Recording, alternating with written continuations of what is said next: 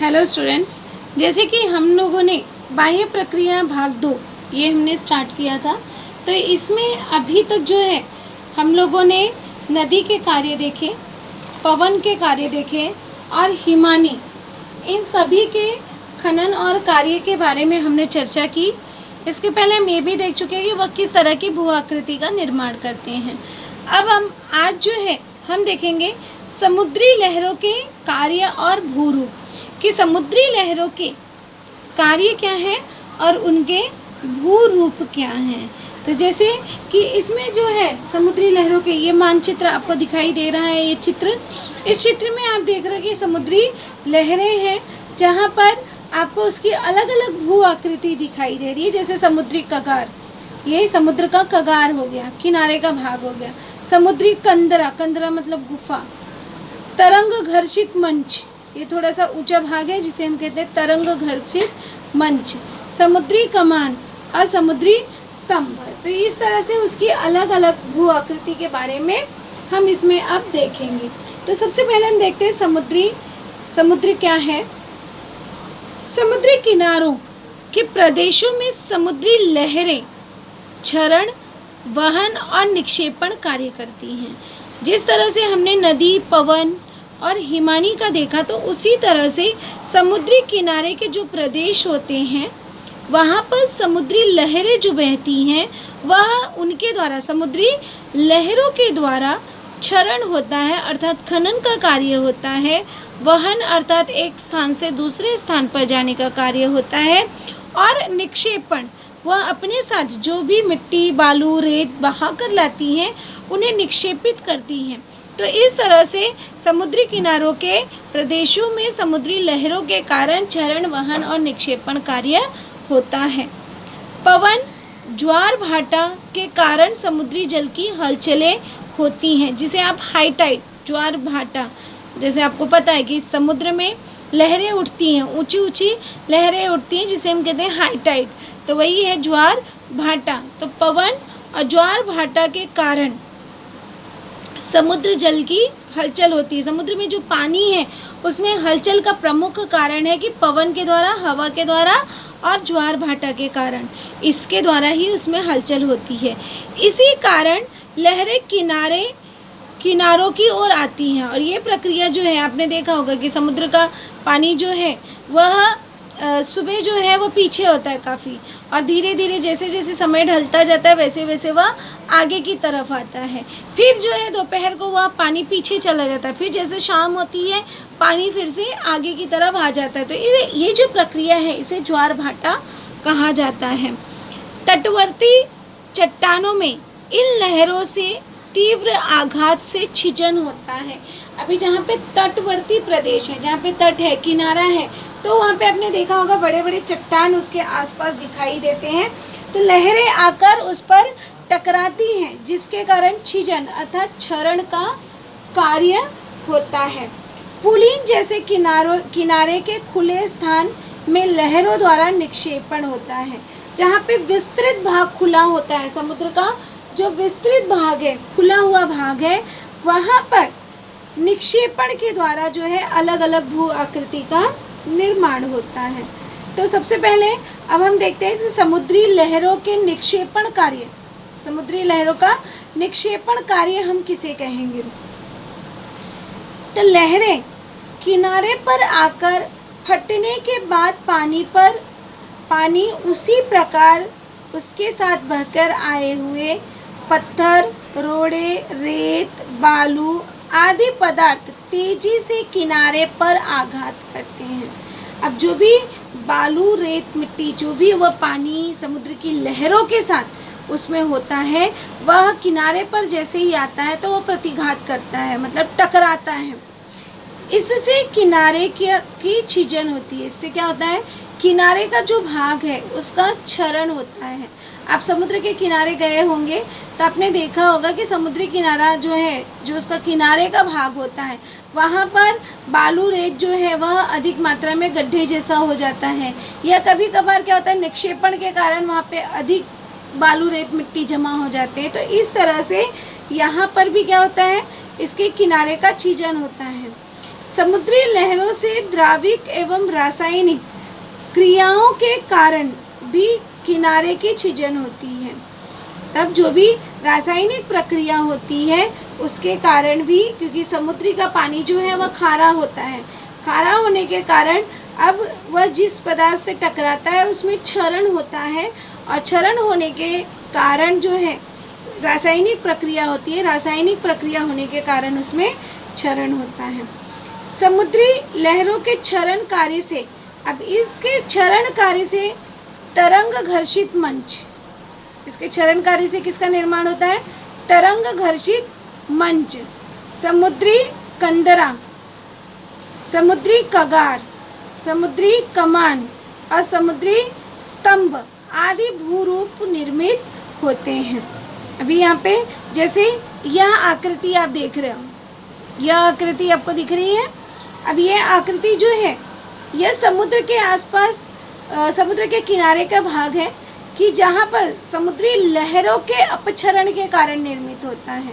अर्थात यहाँ पे आप देख रहे हो गुफा की तरह कंदरा, कंदरा मतलब होता है गुफा, ये जिसे आप छिद्र कहते हो, तो उसी तरह से यहाँ पर समुद्र के क्षरण के कारण यहाँ का ये जो भाग है वह क्षरित हो गया और यहाँ से समुद्र की लहरें बार बार टकराती रही और अपने साथ वह बहाकर लेकर जाती रही। तो रासायनिक प्रक्रिया के कारण यहाँ पर क्षरण हो गया, जिसके कारण समुद्री कंदरा का निर्माण हुआ। इसके अलावा जो है, जैसे यह आकृति हो गई भू आकृति तरंग घर्षित मंच। अब यहाँ पे तरंग की तरह लहरों के जो आते हैं लहरें, उसे कहते हैं तरंग। तरंग के कारण जो है एक मंच का, ऊंचाई का भाग निर्माण हो गया। उसका प्रमुख कारण है कि जो कुछ भी वो अपने साथ बहाकर लाती है वो यहाँ पर निक्षेपित कर देती है, जिसके कारण तरंग घर्षित मंच का निर्माण हुआ। मंच मतलब ऊंचा भाग, मंच मतलब क्या होता है, जिससे आप स्टेज कहते हो। तो उसी तरह से यह आकृति भी जो है यह समुद्री लहरों के निक्षेपण कार्य के कारण ही हुआ है। अब समुद्री कंदरा, यह जो आप आकृति दिख रही है, यहाँ पे कंदरा जैसे दिख रहा है, यह गेट जैसा भाग दिख रहा है। कंदरा मतलब होता है गुफा, गुफा या छिद्र जिसे आप कहते हैं। तो यहाँ पर समुद्री कंदरा का निर्माण हो गया, अर्थात यह कार्य जो है यह भी समुद्र के निक्षेपण कार्य के कारण होता है, समुद्र के खनन कार्य के कारण होता है। अगर यहाँ पे मान लो कोई चट्टान है तो वो चट्टानों को क्या कर देती है, उसमें छिद्र जैसा भाग बना देती है, जिसके कारण कंदरा का निर्माण हो जाता है और यह अपक्षरण कार्य के कारण होता है। इसके अलावा जैसे यह आकृति है, यह आकृति आप देख रहे हो, यह है समुद्री कगार मतलब किनारे का भाग। समुद्र के किनारे में इस तरह की आकृति का निर्माण हो जाता है। तो यह आकृति का निर्माण भी अपक्षरण कार्य के कारण होता है। तो इस तरह से समुद्री गुफा अर्थात समुद्र में गुफा जैसा भाग होना, इसके अलावा तरंग घर्षित मंच का निर्माण होना, समुद्री कंदरा का निर्माण होना या समुद्री कगार का निर्माण होना, ये सभी आकृति जो है यह समुद्र के समुद्री लहरों के निक्षेपण कार्य अर्थात निक्षेपण कार्य के कारण एकत्रित होती है, वह वहाँ पर आकर निक्षेपित कर देती हैं। अब हम अगला देखेंगे कि समुद्री लहरों का किस तरह से निक्षेपण कार्य होता है। समुद्री लहरों का निक्षेपण कार्य, किनारों की छिजन होने से अलग हुए पदार्थ समुद्री तल में संचित होते हैं। क्या करते हैं, समुद्री तल पर संचित कर देते हैं। अब यहाँ पे निक्षेपण कार्य, यहाँ पे लहरों का वहन और निक्षेपण कार्य आ जाएगा। ये क्या होगा, वहन और निक्षेपण कार्य। यहाँ पे वहन लिख देंगे हम कि ये जो है वहन और निक्षेपण कार्य है। तो किनारों की छिजन होने से अलग हुए पदार्थ समुद्री तल में संचित हो जाते हैं, जो टूट जाते हैं, अलग हो जाते हैं, तो वह आकर किनारे पर संचित होता है। ज्वार भाटा के कारण इन पदार्थों की किनारे की ओर तथा वापस समुद्र की ओर हलचल शुरू रहती है। अब जैसे मैंने कहा कि जब पानी पीछे जाता है तो वो अपने साथ बहाकर लेकर जाते हैं, फिर जब पानी लहरें आती तो वो फिर बहाकर आगे लेकर आती हैं। तो इसी तरह से यह जो प्रक्रिया है ज्वार भाटा के कारण, यह जो प्रक्रिया है यह समुद्र में हमेशा होती रहती है। इस कारण यह पदार्थ एक दूसरे से टकराकर छोटे होते हैं। अब वो बार बार उस पर प्रक्रिया हो रही है, वह कभी किनारे पर आ रहा है, कभी पीछे जा रहा है, बार बार वह टकरा रहा है। इस टकराव के कारण वह जो है एकदम छोटा सा भाग हो जाता है। जैसे कोई आप मिट्टी का बड़ा टुकड़ा ले लो, पत्थर का बड़ा टुकड़ा ले लो, किंतु उस पर बार बार अगर हम आघात करते रहे, बार बार प्रहार करते रहे, तो वो क्या हो जाएगा, छोटे छोटे टुकड़ों में विभाजित हो जाएगा। उस पर भी आप बार बार प्रहार करोगे तो वो रेत जैसा बन जाएगा। तो इसी तरह से यहाँ पर भी समुद्र के वापस समुद्र के आने जाने से हलचल होती है और ये छोटे होते जाते हैं। ऐसे पदार्थों का निक्षेपण लहरों के कम प्रभाव वाले तटीय क्षेत्र में होता है, जहाँ पर लहरों का प्रभाव कम होता है, जहाँ तक लहरें नहीं पहुँच पाती है, ऐसी जगहों पर इसका निक्षेपण हो जाता है। समुद्री लहरों के इस निक्षेपण कार्य द्वारा पुलिन अर्थात बालू का में जो स्थान होता है, पुलिन बालू की भित्ति, दीवार, बालू का भित्ति मतलब दीवार, पुलिन बालू का भित्ति, खार कच्छ मतलब होता है लैगून आदि भूरूप निर्मित होता है। अब लैगून हम किसे कहते हैं, ध्यान से सुनिएगा।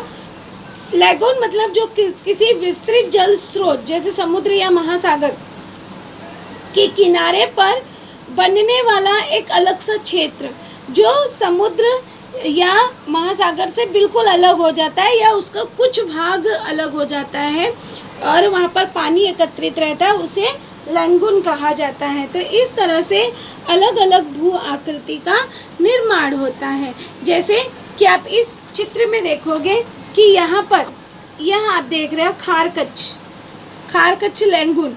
अब ये खार कच्छ और लैगून जो है, यह आप भाग देख रहे हो आप लैगून कि यहाँ पे ये समुद्र है और इसका समुद्र यहाँ पे बीच में रेत एकत्रित हो गया, जिसके कारण इसका कुछ भाग, समुद्र का कुछ भाग या अंशतः भाग, पूर्णतः भाग, कभी कभी पूर्णतः भाग, कभी कभी कुछ भाग जो है वह समुद्र से अलग थलग दिखाई देता है और इसी को कहा जाता है खार कच्छ या लैगून। तो यह आकृति जो है, यह भू आकृति समुद्र के वहन और निक्षेपण के कारण एकत्रित होती है। दूसरी आकृति अगर आप देखोगे पुलिन।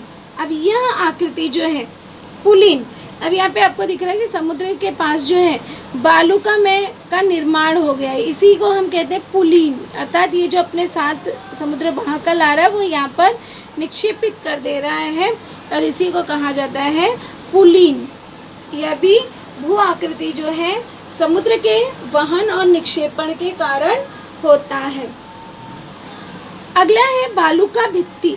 अब यहाँ पे देख रहे हो आप बालू का भित्ति, ये समुद्र है हमारा और बीच में आपको दिखाई दे रहा है कि यहाँ पर बालू का निर्माण हो गया, बालू की दीवार बन गई है, दोनों समुद्र को दो भागों में उसने विभाजित कर दिया है। तो इस तरह से बालू का भित्ति का निर्माण होता है। यह प्रक्रिया भी वहन और निक्षेपण के कारण ही निर्मित होता है। तो इस तरह से समुद्री लहर जो है उनका कार्य और भू स्वरूप है।